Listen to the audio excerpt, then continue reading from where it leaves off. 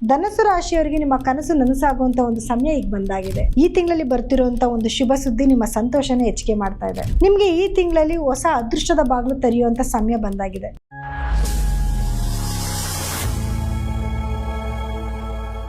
ಪೂಜ್ಯಾಯ ರಾಘವೇಂದ್ರಾಯ ಸತ್ಯಧರ್ಮರತಾಯ ಚ ಭಜತಾಂ ಕಲ್ಪವೃಕ್ಷಾಯ ನಮತಾಂ ಕಾಮಧೇನ್ವಿ. ನನ್ನ ಸಮಸ್ತ bits of India Kannada channel ವೀಕ್ಷಕರೆಲ್ಲರಿಗೂ ಕೂಡ ವಿಭಾ ಶೆಟ್ಟಿ ಮಾಡುವ ನಮಸ್ಕಾರಗಳು. ಮಾಸ ಭವಿಷ್ಯ ಕಾರ್ಯಕ್ರಮಕ್ಕೆ ತಮಗೆಲ್ಲರಿಗೂ ಸ್ವಾಗತ. ಈ ತಿಂಗಳು ಅಂದರೆ ಸೆಪ್ಟೆಂಬರ್ ತಿಂಗಳಲ್ಲಿ ನಡೆಯುವಂತಹ ಗ್ರಹಗಳ ಸ್ಥಾನಮಾನದ ಆಧಾರದ ಮೇಲೆ ಏನೆಲ್ಲ ಈ ತಿಂಗಳಲ್ಲಿ ನಿಮಗೆ ದ್ವಾದಶ ರಾಶಿಗಳ ಮೇಲೆ ಪ್ರಭಾವ ಬೀರುತ್ತೆ ಅನ್ನೋದನ್ನ ತಿಳ್ಕೊಳ್ಳೋಣ ಬನ್ನಿ. ಇನ್ನು ಗ್ರಹಗಳ ಸ್ಥಾನಮಾನ ಹೇಗಿದೆ, ಯಾವುದಾದ್ರೂ ಗ್ರಹಗಳ ಬದಲಾವಣೆ ಇದೆಯಾ ಈ ತಿಂಗಳಲ್ಲಿ ಅಂತ ನೋಡೋದಾದ್ರೆ ನೋಡಿ, ಮೊದಲನೇದಾಗಿ ಇದೇ ತಿಂಗಳ 2ನೇ ತಾರೀಕು ಶುಕ್ರ ಗ್ರಹ ಕನ್ಯಾ ರಾಶಿಯಿಂದ ತುಲಾ ರಾಶಿಗೆ ತನ್ನ ಸ್ವಕ್ಷೇತ್ರಕ್ಕೆ ತನ್ನ ಪತನ ಬದಲಾಯಿಸ್ತಾ ಇದ್ದಾರೆ. ಹಾಗೆ ಕುಜಗ್ರಹ 18ನೇ ತಾರೀಕು ಮಿಥುನ ರಾಶಿಯಿಂದ ಕಟಕ ರಾಶಿಗೆ ತನ್ನ ಪತನ ಬದಲಾಯಿಸಿದ್ರೆ 17ನೇ ತಾರೀಕು ಸೂರ್ಯಗ್ರಹ ಸಿಂಹ ರಾಶಿಯಿಂದ ಕನ್ಯಾ ರಾಶಿಗೆ ತನ್ನ ಪತನ ಬದಲಾಯಿಸ್ತಾರೆ. ಹಾಗೆ ಬುಧ ಗ್ರಹ ಕೂಡ 7ನೇ ತಾರೀಕು ಸಿಂಹ ರಾಶಿಯಿಂದ ಕನ್ಯಾ ರಾಶಿಗೆ ತನ್ನ ಪತನ ಬದಲಾಯಿಸ್ತಾರೆ. ಇನ್ನು ಉಳಿದ ಗ್ರಹಗಳ ಸ್ಥಾನಮಾನ ಅಂತ ನೋಡೋದಾದ್ರೆ ಕುಂಭ ರಾಶಿನಲ್ಲಿ ರಾಹು ಸ್ಥಿತನಾಗಿದ್ರೆ ಮೀನ ರಾಶಿನಲ್ಲಿ ಶನಿಗ್ರಹ ಸ್ಥಿತನಾಗಿರ್ತಾನೆ. ಹಾಗೆ ಸಿಂಹ ರಾಶಿನಲ್ಲಿ ಕೇತು ಹಾಗೂ ಸೂರ್ಯಗ್ರಹಗಳು ಸ್ಥಿತವಾಗಿರ್ತವೆ. ಹಾಗೆ ಇನ್ನು ಕನ್ಯಾ ರಾಶಿನಲ್ಲಿ ಬುಧ ಗ್ರಹ ಸ್ಥಿತನಾಗಿದ್ರೆ ಶುಕ್ರ ಗ್ರಹ ತುಲಾ ರಾಶಿನಲ್ಲಿ ಸ್ಥಿತವಾಗಿರ್ತವೆ. ಹಾಗಿದ್ರೆ ದ್ವಾದಶ ರಾಶಿಗಳ ಮೇಲೇನೆಲ್ಲ ಪ್ರಭಾವ ಬೀರುತ್ತೆ ಅನ್ನೋದನ್ನ ನೋಡೋಣ ಬನ್ನಿ. ಧನಸ್ಸು ರಾಶಿಯವರ ಸೆಪ್ಟೆಂಬರ್ ತಿಂಗಳ ಭವಿಷ್ಯ ಹೇಗಿರುತ್ತೆ ಅಂತ ನೋಡಿದ್ರೆ ನೋಡಿ, ಧನಸ್ಸು ರಾಶಿಯವರಿಗೆ ನಿಮ್ಮ ರಾಶಾಧಿಪತಿ ಆಗಿರುವಂತಹ ಗುರುಗ್ರಹ 8ನೇ ಮನೆಗೆ ಬಂದಿದ್ದಾನೆ. ಸೊ ಆತಂಕ ಅಂತೂ ಖಂಡಿತ. 8ನೇ ಮನೆ ಅಲ್ವಾ, ಅನಿರೀಕ್ಷಿತ ಘಟನೆಗಳು ಏನ್ ಬೇಕಾದ್ರೂ ನಡೀಬೋದು. ಒಳ್ಳೇದು ಆಗುತ್ತೆ, ಕೆಟ್ಟದ್ದು ಆಗುತ್ತೆ. ಅನಿರೀಕ್ಷಿತ ಘಟನೆ ನಡೆಯುತ್ತೆ ಅಂದ ತಕ್ಷಣ ನೋಡಿ, ಬರೀ ನೆಗೆಟಿವ್ ಅಂತ ನೋಡಕ್ ಬಂದಾಗ ಆಕ್ಸಿಡೆಂಟ್ಗಳಾಗೋದು, ಮನೇಲಿ ಏನಾದರೂ ನಿಮ್ಗೆ ಇಷ್ಟ ಇಲ್ಲದೆ ಇರುವಂತಹ ಕೆಲವು ಕಹಿ ಘಟನೆಗಳು ನಡೆಯುವಂಥದ್ದು, ಅಥವಾ ಏನಾದರೂ ಕೆಲವೊಂದು ಲಾಸಸ್ ಆಗುವಂಥದ್ದು, ಖಂಡಿತವಾಗ್ಲೂ ಇದೆಲ್ಲನೂ ನಡೆಯೋ ಸಾಧ್ಯತೆಗಳು ಇರುತ್ತೆ. ಅಥವಾ ಆಪರೇಷನ್ ಆಗೋದು, ಆರೋಗ್ಯ ಸಮಸ್ಯೆಗಳು ಬರುವಂಥದ್ದು, ಇದು ಕೂಡ ಆಗತ್ತೆ. ಆದರೆ ಪಾಸಿಟಿವ್ ಅಂತ ಬಂದಾಗ ನಿಮಗೆ ಪಿತ್ರಾರ್ಜಿತ ಆಸ್ತಿ ಬರುವಂಥದ್ದಾಗಿರ್ಬೋದು, ಎಲ್ಲೋ ಕೂಡಿಟ್ಟಂಥ ಹಣ ಬರುವಂಥದ್ದು, ಇನ್ಶೂರೆನ್ಸ್ ಕ್ಲೈಮ್ ಆಗುವಂಥದ್ದು, ಇನ್ಶೂರೆನ್ಸ್ ಹಣ ನಿಮಗೆ ಬಂದು ಸೇರುವಂಥದ್ದು, ಅಥವಾ ಎಲ್ಲೋ ಒಂದು ಕಡೆ ದುಡ್ಡು ಹಾಕಿಟ್ಟಿರ್ತೀರ, ಮರ್ತೇ ಹೋಗ್ಬಿಟ್ಟಿರ್ತೀರ, ಅದ್ರದ್ದು ಯಾವುದೋ ಒಂದು ಕಾಲೋ ಮೆಸೇಜೋ ಬಂದು ನಿಮ್ಗೆ ಈ ಹಣ ಕ್ಲೈಮ್ ಆಗ್ತದೆ ತಗೊಳ್ಳಿ ಅಂತ ಹೇಳುವಂಥದ್ದಾಗಿರ್ಬೋದು, ಇದು ಕೂಡ ಆಗ್ತಾ ಇರತ್ತೆ. ಬರೀ ನೆಗೆಟಿವ್ನೇ ಯೋಚನೆ ಮಾಡೋದು ಬೇಡ, ಪಾಸಿಟಿವ್ ಕೂಡ ಆಗ್ತಾ ಇರತ್ತೆ. ಹಾಗೆ 2ನೇ ಮನೆಗೆ ಗುರುವಿನ ದೃಷ್ಟಿ ಬೀಳ್ತಾ ಇರೋದು, 12ನೇ ಮನೆಗೆ ಗುರುವಿನ ದೃಷ್ಟಿ ಬೀಳ್ತಾ ಇರೋದ್ರಿಂದ ನಿಮಗೆ ಹಣಕಾಸಿನ ಅಭಿವೃದ್ಧಿನೂ ತುಂಬ ಚೆನ್ನಾಗಿ ಆಗ್ತಿರುತ್ತೆ. ನೀವೇನಾದರೂ ಹೊರದೇಶಕ್ಕೆ ಹೋಗಬೇಕು ಅಂದ್ಕೊಂಡಿದ್ರೆ, ಹೊರದೇಶದ ಕಂಪ್ನಿಗಳಲ್ಲಿ ಏನಾದರೂ ಕೆಲಸ ಮಾಡ್ತಾ ಇದ್ರೆ ಅದರಿಂದ ಲಾಭ ಬರುವಂಥದ್ದು, ಹೊರದೇಶಕ್ಕೆ ಹೋಗೋ ಅವಕಾಶಗಳು ಸಿಗುವಂಥದ್ದು, ಸ್ಟಡಿ ಪರ್ಪಸ್ಗಾಗಿರ್ಬೋದು, ಕೆಲಸದ ಪರ್ಪಸ್ಗಾಗಿರ್ಬೋದು, ಇದೆಲ್ಲದಕ್ಕೂ ಕೂಡ ಅವಕಾಶಗಳು ನಿಮ್ಮನ್ನು ಹುಡ್ಕೊಂಡು ಬರುತ್ತೆ. ಹಾಗೆ 3ನೇ ಮನೆಯಲ್ಲಿ ರಾಹು ಸ್ಥಿತನಾಗಿರೋದ್ರಿಂದ ನೀವೇನಾದರೂ ಸೋಷಿಯಲ್ ಮೀಡಿಯಾದಲ್ಲಿ ವರ್ಕ್ ಮಾಡ್ತಾ ಇದ್ರೆ ನಿಮ್ಗೆ ಒಳ್ಳೆ ಸಕ್ಸಸ್ ಸಿಕ್ಕತ್ತೆ. ಆದರೆ ನಿಮ್ಮ ಸ್ನೇಹಿತರಿಂದ ಆಗಿರ್ಬೋದು ಅಥವಾ ನಿಮ್ಮ ಸಿಬ್ಲಿಂಗ್ಸಿಂದ ಆಗಿರ್ಬೋದು ಕೆಲವು ಸಮಸ್ಯೆಗಳು ಕೂಡ ಬರೋ ಸಾಧ್ಯತೆಗಳಿರುತ್ತೆ. ಸ್ವಲ್ಪ ಕೇರ್ಫುಲ್ ಆಗಿರಬೇಕು ಈ ವಿಚಾರದಲ್ಲಿ ನೀವು. ಇನ್ನು 4ನೇ ಮನೆಯಲ್ಲಿ ಶನಿ ಸ್ಥಿತನಾಗಿದ್ದು ಗುರು ದೃಷ್ಟಿ ಕೂಡ ಬೀಳ್ತಾ ಇರೋದ್ರಿಂದ ನಿಮ್ಮ ಕೆಲಸಗಳು ಅಂದರೆ ಭೂಮಿಗೆ ಸಂಬಂಧಪಟ್ಟಿರೋ ಕೆಲಸಗಳೇನು ಡಿಲೇ ಆಗ್ತಿತ್ತು, ಇನ್ಮೇಲೆ ಸರಾಗುವ ಕೆಲಸ ಆಗೋಕ್ಕೆ ಶುರು ಆಗುತ್ತೆ. ತಾಯಿಯ ಆರೋಗ್ಯದಲ್ಲೂ ಕೂಡ ಚೇತರಿಕೆ ಬರೋದಕ್ಕೆ ಶುರು ಆಗುತ್ತೆ. ಸೊ ಒಳ್ಳೆ ಅನುಕೂಲಗಳಾಗುವಂಥ ಒಂದು ಒಳ್ಳೆ ಸಮಯ ಅಂತಲೇ ಹೇಳ್ಬೋದು. ಹಾಗೆ ನಿಮಗೆ 8ನೇ ಮನೆಯಲ್ಲಿ ಕುಜನೂ ಕೂಡ ಸ್ಥಿತನಾಗಿದ್ದಾನೆ. ಕುಜ ನಿಮಗೆ 12ನೇ ಮನೆ ಅಧಿಪತಿ, ದುಸ್ಥಾನಾಧಿಪತಿ, ದುಸ್ಥಾನದಲ್ಲಿ ಕೂತ್ಕೊಂಡಿದ್ದಾನೆ. ಇದಕ್ಕೆ ನಾವು ರಾಜಯೋಗ ಅಂತ ಕೂಡ ಹೇಳ್ತೀವಿ.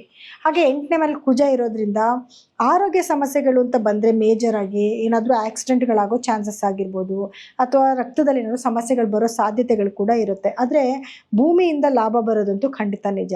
ಇನ್ನು ನಿಮಗೆ 9ನೇ ಮನೆಯಲ್ಲಿ ಸೂರ್ಯ ಹಾಗೂ ಕೇತು ಗ್ರಹಗಳು ಸ್ಥಿತವಾಗಿ ಕೂತ್ಕೊಂಡಿರೋದ್ರಿಂದ ಅದೃಷ್ಟ ಅನ್ನೋದು ನಿಮಗೆ ನಿಮ್ಮ ಪಾಲಿಗಿದೆ ಅಂತ ಹೇಳ್ಬೋದು. ಸ್ಪಿರಿಚುವಲ್ ಟ್ರಾವೆಲ್ ಮಾಡೋದು, ಯೋಗ ಮಾಡಬೇಕು, ಮೆಡಿಟೇಷನ್ ಮಾಡಬೇಕು, ಇದ್ರ ಕಡೆ ಜಾಸ್ತಿ ಒಲವನ್ನ ತೋರಿಸೋಂಥದ್ದಾಗಿರ್ಬೋದು, ಅಥವಾ ಒಳ್ಳೊಳ್ಳೆ ದೇವಸ್ಥಾನಗಳಿಗೆ ಹೋಗಬೇಕು ಅಂತ ಟ್ರಾವೆಲ್ ಮಾಡೋದಾಗಿರ್ಬೋದು, ಅಥವಾ ನಿಮಗೆ ಅದೃಷ್ಟಕರ ರೀತಿಯಲ್ಲಿ ನಾನು ಅವಾಗಿಂದ ಹೇಳ್ತಾ ಇದ್ದೀನಿ, ನಿಮಗೆ ಪಿತ್ರಾರ್ಜಿತ ಆಸ್ತಿ ಬರುವಂಥದ್ದು, ಕೂಡಿಟ್ಟಂಥ ಹಣ ಸಿಗುವಂಥದ್ದು, ಈ ರೀತಿಯಾದ ಕೆಲವೊಂದು ಅದೃಷ್ಟ ಅನ್ನೋದು ನಿಮ್ಮ ಜೀವನಕ್ಕೆ ಬರೋಕ್ಕೆ ಶುರು ಆಗುತ್ತೆ.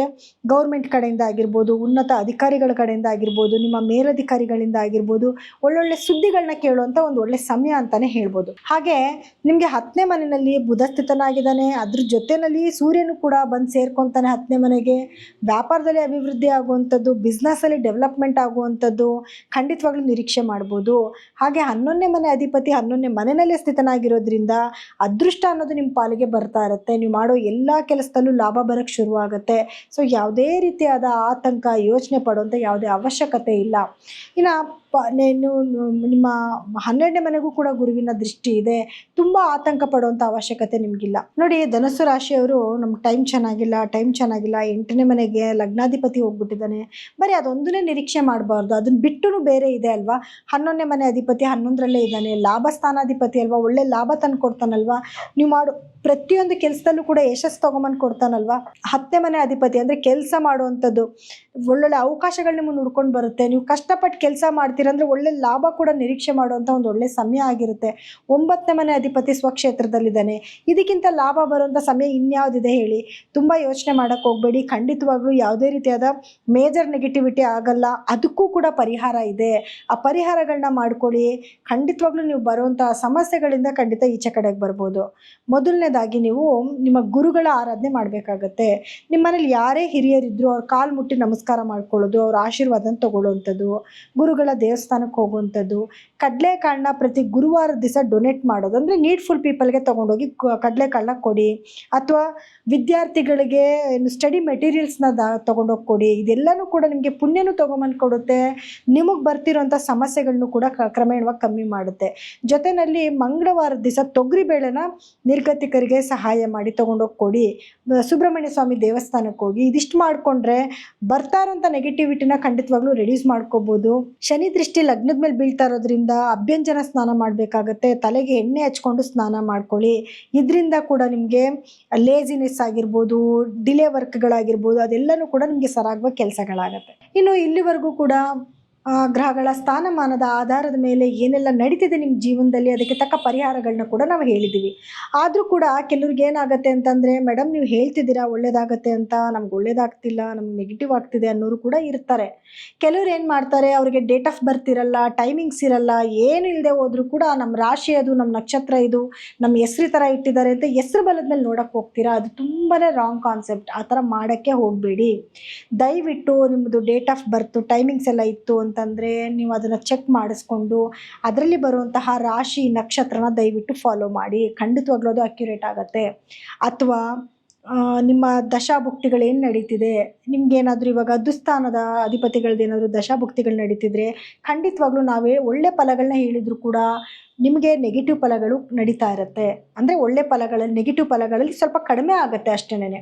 ಇನ್ನು ಒಳ್ಳೆ ಫಲಗಳು ನಾವೇನಾದರೂ ಹೇಳ್ತಿದ್ದು ಅಥವಾ ನೆಗೆಟಿವ್ ಏನಾದರೂ ನಾವು ಹೇಳ್ತಾ ಇದ್ದು ನಿಮ್ಮ ದಶಾಭುಕ್ತಿಗಳು ತುಂಬ ಚೆನ್ನಾಗಿತ್ತು ಅಂತಂದರೆ ನಿಮಗೆ ಒಳ್ಳೆ ಫಲಗಳು ಅಲ್ಲಿ ಸ್ವಲ್ಪ ಕೊರತೆಗಳು ಉಂಟಾಗೋಕ್ಕೆ ಶುರುವಾಗುತ್ತೆ. ಸೊ ಹಾಗಾಗಿ ನಿಮ್ಮ ಡೇಟ್ ಆಫ್ ಬರ್ತ್ ಟೈಮಿಂಗ್ಸ್ ಅನ್ನೋದು ಬಹಳ ಇಂಪಾರ್ಟೆಂಟ್ ಆಗಿರುತ್ತೆ. ಅದ್ರ ಜೊತೆಯಲ್ಲಿ ನಿಮ್ಮ ದಶಾಭುಕ್ತಿ ಏನು ನಡೀತಿದೆ, ಗ್ರಹಗಳ ಸ್ಥಾನಮಾನ ಹೇಗಿದೆ ಅನ್ನೋದು ಕೂಡ ಅಷ್ಟೇ ಇಂಪಾರ್ಟೆಂಟ್ ಆಗಿರುತ್ತೆ. ದಯವಿಟ್ಟು ಅದನ್ನು ಒಂದ್ಸತಿ ಪರಿಶೀಲನೆ ಮಾಡಿಸ್ಕೊಂಡು ಅದಕ್ಕೂ ತಕ್ಕಾದ ಪರಿಹಾರಗಳನ್ನ ಮಾಡ್ಕೊಂಡು ಹೋಗಿ. ಸೊ ಎಲ್ಲರಿಗೂ ಕೂಡ ಈ ಇನ್ಫಾರ್ಮೇಷನ್ನು ಇಷ್ಟ ಆಗಿದೆ ಅಂತ ನಾನು ಭಾವಿಸ್ತೀನಿ. ನಿಮಗೇನಾದರೂ ನಿಮ್ಮ ಜಾತಕಗಳನ್ನ ಪರೀಕ್ಷೆ ಮಾಡಿಸ್ಕೋಬೇಕು ಅನ್ನೋದಿತ್ತು ಅಂದರೆ ನಮ್ಮ ನಂಬರ್ಗೆ ಕರೆ ಮಾಡಿ ನೀವು ಅಪಾಯಿಂಟ್ಮೆಂಟ್ನ ಫಿಕ್ಸ್ ಮಾಡ್ಕೋಬೋದು. ಎಲ್ಲರಿಗೂ ಕೂಡ ನನ್ನ ಧನ್ಯವಾದಗಳು.